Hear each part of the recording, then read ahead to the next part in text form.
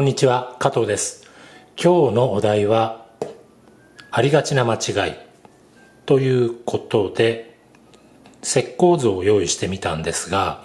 今回これ石膏像に限らず、人物を描く場合にも同じように当てはまりますので、主に顔を描くときに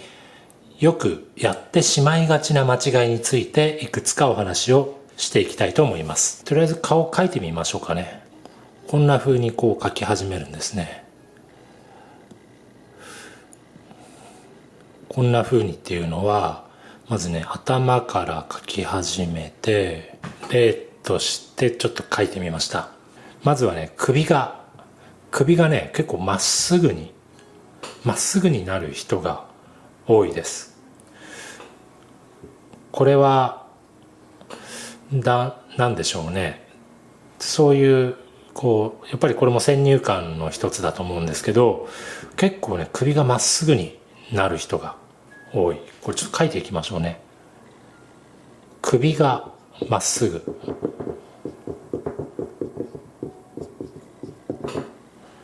これ気をつけた方がいいポイントです。首がまっすぐになっちゃう。そして、どうでしょう。モチーフ見てもらうとわかるんですけど、この顎の位置に対して、この分け目の位置というか額の中心を取るであろう正中線がですね、ちょっと傾いている、額が前に出ているんですが、ありがちなのは顎に対してこの正中線が真ん中もしくはまっすぐっていうかね、真ん中もしくはちょっとね、左になんて言うんでしょう、真ん中と、顎と額を結んだ線が逆サイドに傾いてる人って結構多いんですね。これも気をつけた方がいいポイント、代表的な間違いやすいポイントです。このね、正中線って言われる真ん中を通る線が、さっき首がまっすぐって言いましたけど、正中線がまっすぐになってたりします。正中線がまっすぐになってるせいっていうこともあるんですけど、この位置から見ると向こうのほっぺたって少ししか見えないはずなんですが、それがですね、いっぱい見えている。こっちサイドですね。正中線より向こう側。これがね、いっぱい見えている。向こう側見えてるはずなのに、顔だけ正面向いてる。こう向きのはずなのにこっち向いてる感じ。そんな風に、向こう側、顔の、かっこして顔の右サイド、こっち向いてるせいでね、右サイド、向こう側が見えすぎている。体はこっち向いてる、顔は向こう向いてるはずなのにこっち向いたような感じに見えちゃう。次にありがちな間違いポイントは、今この像を見てもらうとわかりますかね。じゃあ目と目を結んだ角度がこの角度ですね。この角度、鼻、そして口、顎、だいたいこれ平行に一定の角度で見えてるはずなんですが、これがね、バラバラになることがよくあるんですね。どう言ったらいいかな。例えばこれ今ね、私の位置からだと口の角度はちょっと右上がり、全体的に若干ね、顔に関しては見下ろしの角度なので、平行線が少し右上がりに見えてるんですね。それがこの場合ですと右下がりに、例えばですね、この角度が若干右下がりの角度に見えていたり、場所によってバラバラだったりするんですね。口は少し右上がりだったり、鼻はどうだろう。鼻は右下がりだったり、それぞれの角度がですね、バラバラに見えていたりすると不自然な感じになる。例えばこの眉の角度、鼻の角度、口の角度、それぞれが統一感のない角度でそれぞれ描かれている。そうすると例えばほっぺたの口までのこの空きの部分ですかね、目からほっぺたまでの間隔がちょっとバラバラに感じられるような顔になったりします。5つ目が、顔のパーツの角度がバラバラで、最後5つ目なんですけど、こうやって描いてみると画面のね真ん中に顔を描きたがるせいで、後頭部側っていうのが結構こっち側のこの形ですね。後頭部後ろがおろそかになる。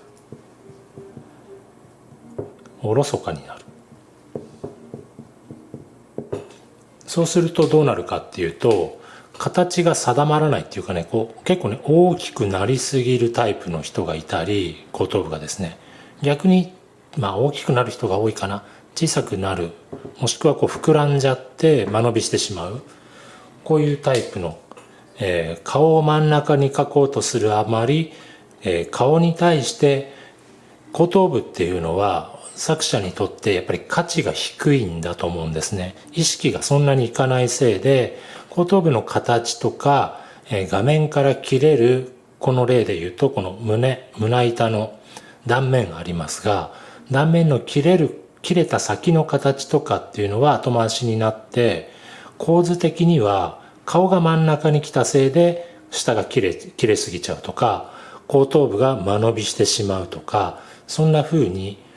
顔を中心に考えるあまり、それ以外の下だったり左もしくは右、顔の、今回こっち向いてますから、後頭部側が後ろ側がおろそかになるっていうことがよくあります。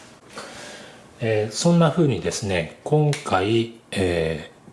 2、3、4、5、5つのポイントについてお話ししました。石膏に限らず人の顔を描くときに、肖像画でも一緒なんですけれども、この5つの点に注意するだけでだいぶ形がきれいに撮れるようになると思います。ちょっとおさらいしますね。まずね、首がまっすぐになってしまう。本当はもうちょっと首っていうのは頭部に対して斜めに刺さってるんですね。この首の後ろの骨があるんですけれども、その首が斜めに刺さってるっていうことを観察から理解してほしいと思います。首がまっすぐにならない。次に正中線と言われる顔の中心を通る線が実は傾いている。顎と額の中心結んだこの角度は少し今回の場合ですと顎を引いてるせいでこういうふうに傾いてるんですね。でそれを意識するだけで形良くなります。正中線がまっすぐにならない。次に顔の向こう側、実際はほんの少ししか見えてないんですね。向こうのほっぺたとかにもかかわらず、顔を描くときには顔を描かなきゃっていう意識が強く働きすぎるのか、向こう側がねいっぱい見えすぎちゃう、こういう例がよくあります。これも特に注意です。で4番目、顔のパーツがバラバラ。目のライン、鼻のライン、口、顎、額もそうなんですけれども、髪型にもよりますけどね、例えば額が出ているこういう感じの髪型だとしたら、この額の角度も同じようにですね、眉